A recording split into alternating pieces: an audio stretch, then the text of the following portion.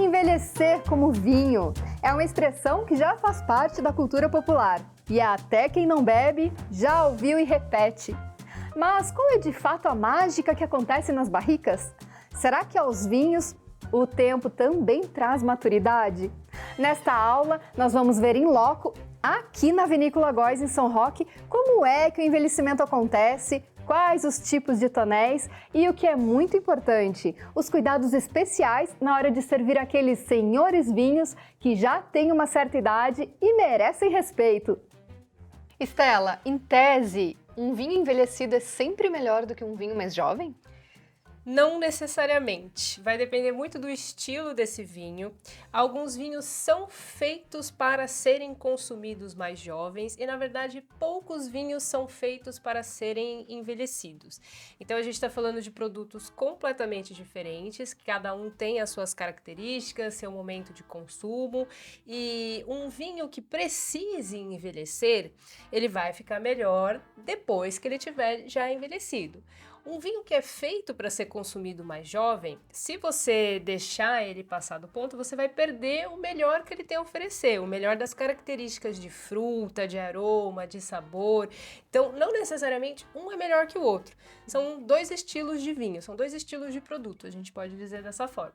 E qual é a diferença entre amadurecimento e envelhecimento? Essa é uma pergunta bem legal, porque às vezes a gente costuma usar, ouvir as palavras como se fossem sinônimos, né?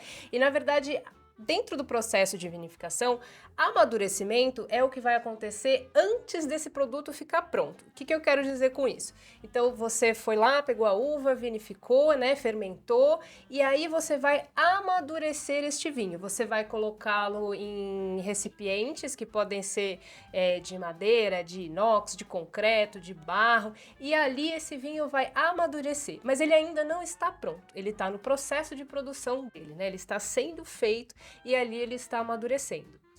Depois que esse vinho é amadurecido, ele vai ser engarrafado. Se você tem um vinho que não passou por esse amadurecimento, ele também vai ser ali engarrafado, né? Esse é o nosso processo final da produção. A partir do momento que o vinho está na garrafa, aí que ele começa a envelhecer. A gente pode dizer assim, agora ele está pronto para consumo, né? Saiu para o mercado e é a partir dali que a gente começa, do engarrafamento, na verdade, né? Que a gente começa a contar envelhecimento. Então, amadurecimento é no decorrer do processo de produção, e envelhecimento é depois de engarrafado. Algumas vinícolas vão deixar o vinho envelhecendo, então já dentro da garrafa, né? Mas com elas, antes de liberar para o mercado propriamente dito. Em alguns lugares isso é inclusive regra, você precisa deixar o vinho envelhecendo ali um pouquinho. Uhum. E por que os vinhos amadurecem em barricas? Todos eles precisam passar por esse processo, por quê? Porque a madeira, gente? A madeira é uma escolha, né, do produtor, então eu mencionei que existem alguns outros tipos de recipiente que você pode deixar o seu vinho. A madeira vai trazer algumas características para o seu vinho também, então ela vai modificar o vinho. E não necessariamente todo vinho precisa passar por madeira. Assim como não são todos que precisam envelhecer, né, ou mesmo amadurecer, não são todos que precisam passar na madeira.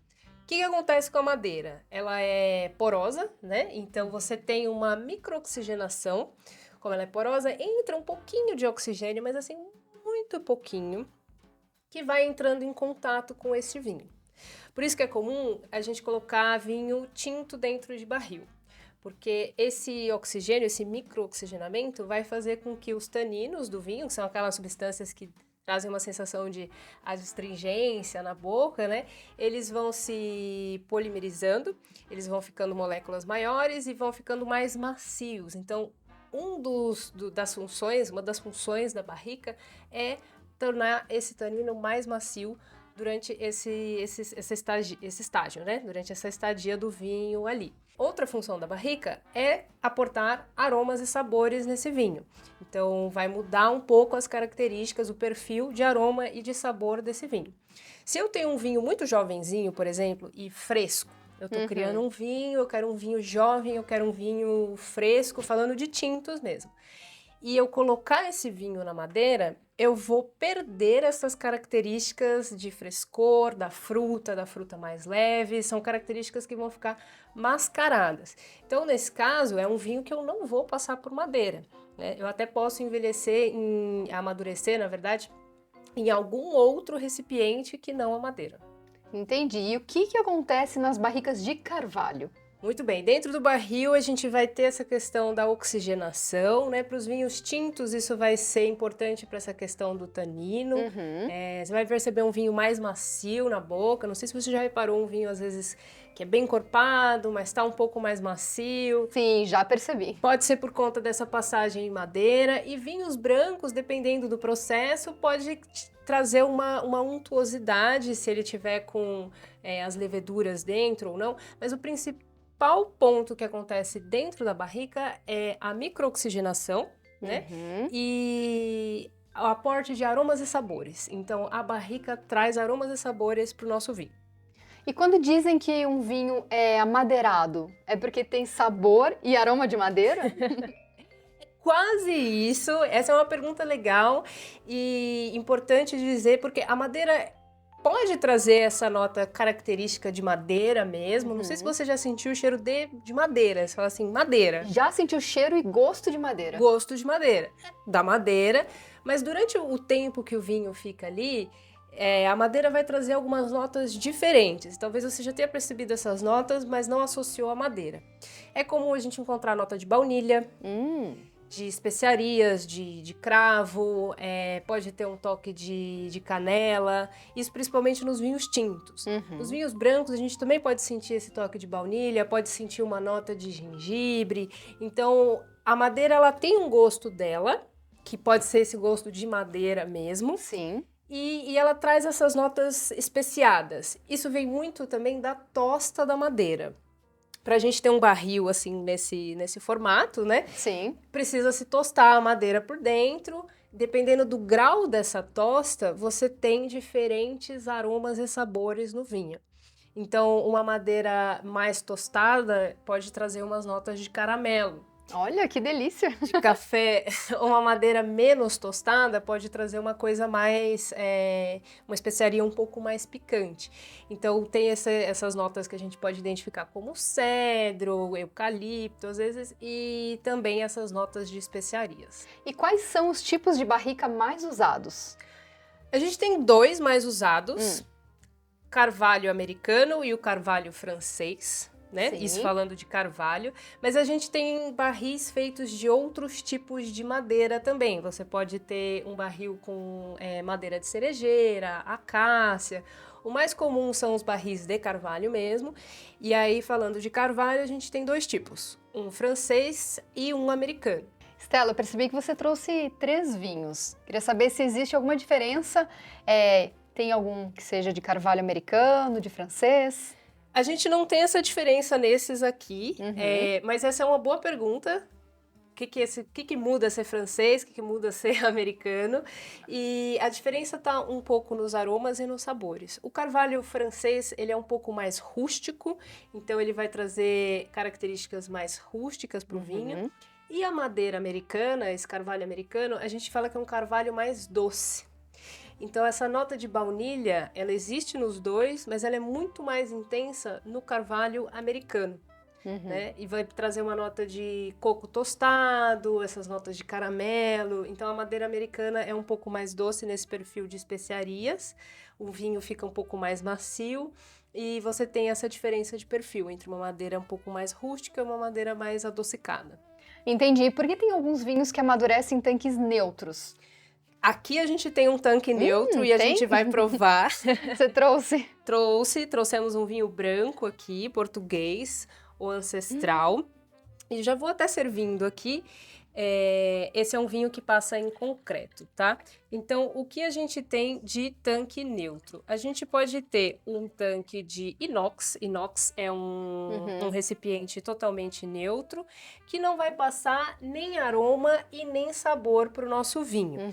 Então, se eu preciso que o meu vinho fique um tempo mais ali amadurecendo, para que ele fique mais bem integrado, mas eu não quero mudar o perfil de aroma e de sabor dele, eu eu vou colocá-lo num tanque neutro, como o de inox. Um outro exemplo, uma outra possibilidade é esse tanque de concreto. E vamos ver o nosso vinho aqui. E o que acontece dentro desses tanques neutros? Depende do tanque. O tanque de inox, por exemplo, ele é um tanque que não vai ter essa troca de oxigênio. Tá? Então, além de não ter essa interferência de aromas e sabores, não vai ter interferência de oxigênio. O tanque de concreto pode ter um pouco. E alguns tanques de concreto eles são em um formato oval, né? Parecendo um ovo de concreto mesmo. Ali dentro existe uma mecânica, conforme o vinho vai fermentando, ele vai se movimentando ali, que o vinho está em constante movimento dentro do tanque. Isso faz com que o vinho fique mais uniforme. Todo o vinho ali vai estar constantemente fermentando, movimentando e traz uma uniformidade no produto. Vamos degustar isso aqui? Vamos lá. Vamos lá.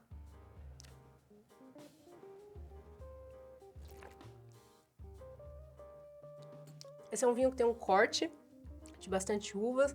Você pode ver que tanto no nariz quanto na boca, ele não vai ter essas notas de especiarias da madeira, né? Ele é um vinho super bem integrado, então assim, ele passou por um recipiente inerte. Um ponto interessante dessa questão de ser inerte ou não é a idade da madeira.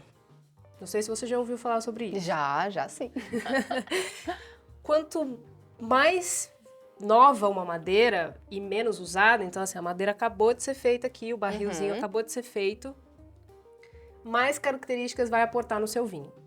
Conforme esse barril vai sendo cada vez mais utilizado, então eu coloquei um vinho aqui, coloquei outro, a madeira vai perdendo, né? Ela vai deixando as características dela nos vinhos que passaram e ela vai ficando praticamente neutra.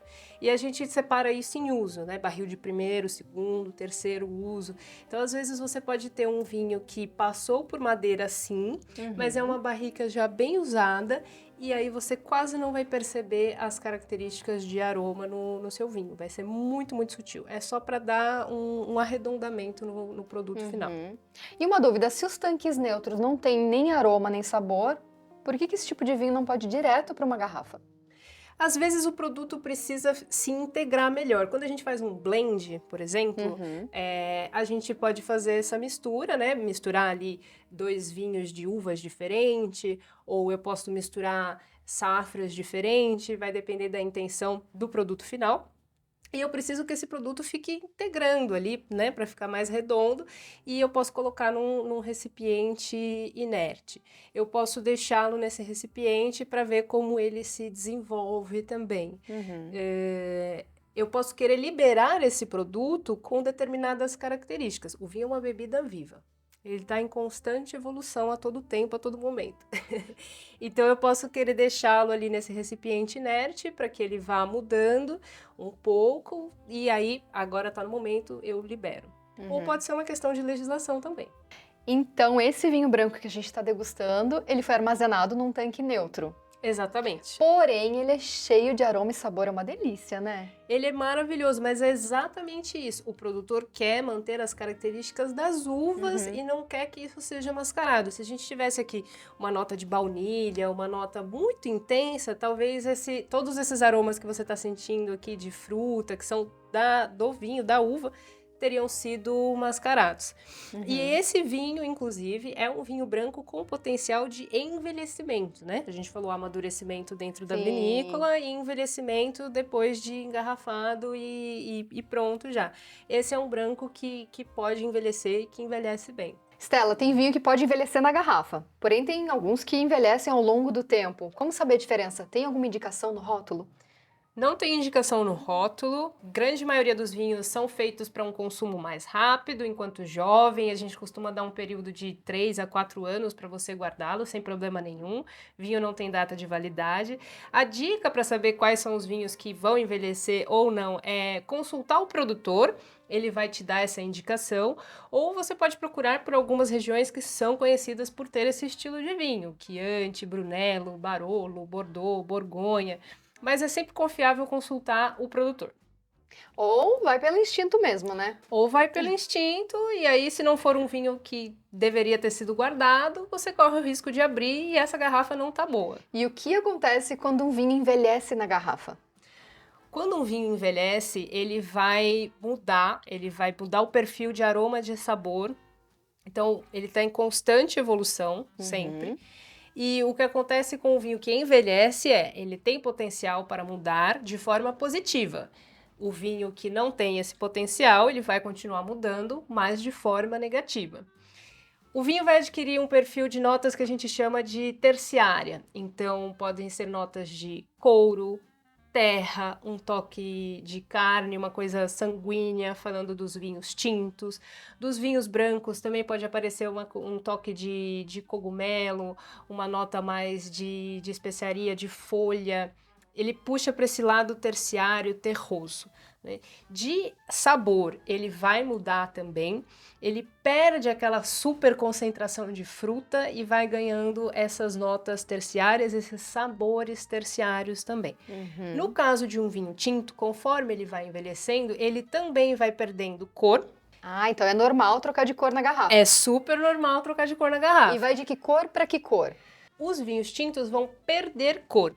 Inclusive, durante esse envelhecimento, as moléculas de cor, que são as antocianinas, ligam-se com as moléculas de tanino, elas vão formando compostos maiores e vão decantando, vão se assentando no fundo da garrafa, né? Então é por isso que às vezes você abre um vinho tinto velho e ele vai ter borra, vai ter aqueles sedimentozinhos, isso é parte da Tipo cor. os cristalzinhos. Não necessariamente os cristais, o cristal pode ser por conta de estabilização do vinho, mas é uma borra escura. Esses cristalzinhos são transparentes e é por conta de estabilização, mudança de temperatura, são inofensivos, então se tiver na sua garrafa não tem problema, pode tomar, mas pode aparecer essa borra com o envelhecimento, vinhos com idade. E o vinho tinto vai perdendo cor, ele vai saindo de um tom mais rubi, púrpura, para um tom alaranjado, um tom de tijolo. O vinho branco, ele vai na linha contrária. Então, os brancos jovens, eles são bem clarinhos, pálidos, um amarelo pálido, um amarelo limão. E conforme eles vão envelhecendo, eles vão ganhando cor. É o processo de oxidação do envelhecimento. É como quando a gente corta uma maçã e aí a gente deixa ela em cima do balcão. Vai ficando escura, né? Exatamente, ela vai ficando escura. O vinho branco também vai ganhando cor, então ele vai caminhando para um tom âmbar. Essa é a mudança de cor. Inclusive, a gente pode ver isso na prática. Vamos ver? Vamos lá. Eu tenho aqui, então, um primeiro vinho, que é um Chianti Clássico Reserva, de 2016. Ele passa por madeira. Tem aí um envelhecimento mínimo de 2 anos, por lei, ele passa por madeira. Se você ver, ele tem uma cor bem vermelhinha, né? Ele tem uma tonalidade de rubi. No nariz, ele tem muita fruta. Consegue sentir essas frutas? Sim. Bem frutada. Tem um toquezinho de especiaria que vem dessa madeira. Dá pra sentir um toque de cravo. Vamos ver em boca.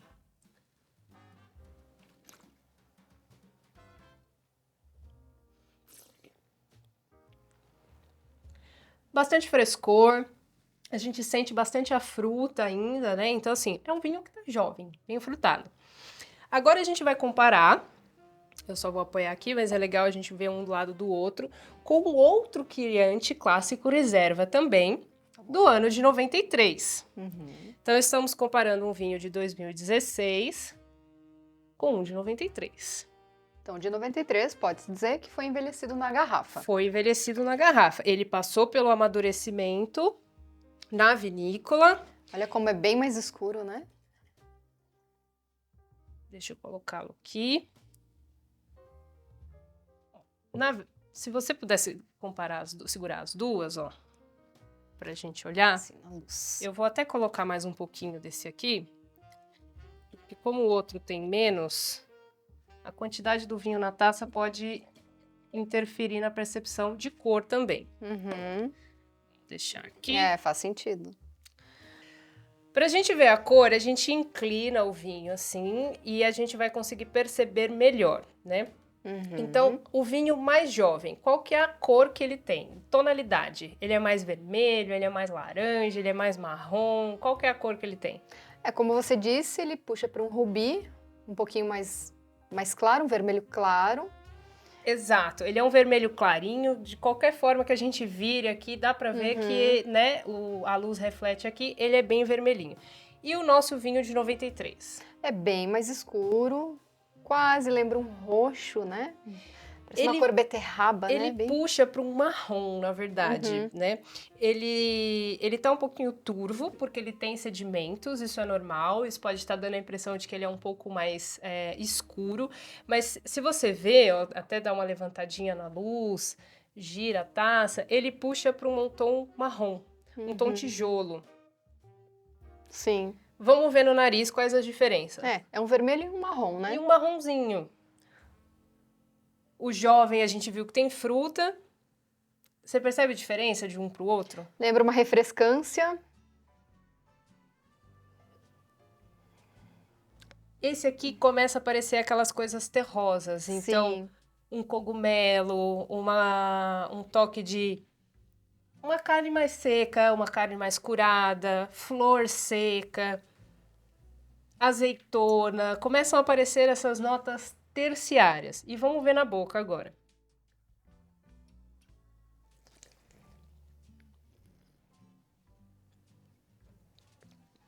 Muda o gosto? Mais forte, mais Ele pesado. Ele tem uma intensidade de sabor e o perfil muda completamente. Enquanto esse aqui a gente estava falando de fruta, de coisa fresca, mais leve, aqui a gente tem todas essas notas terciárias. Essa é a evolução de um vinho na garrafa. De cor, aroma e sabor. E aí, o que você achou? Dá pra ver bem a diferença, né? Porque existe uma diferença grande. E você gostou mais de qual? Aí, opinião pessoal mesmo. Eu gostei mais do mais jovem. Do mais jovem. Isso é legal, isso é muito legal, porque às vezes a gente tem a sensação e até fica pensando que assim, cara, vinho bom é aquele vinho mais velho, aquele vinho envelhecido.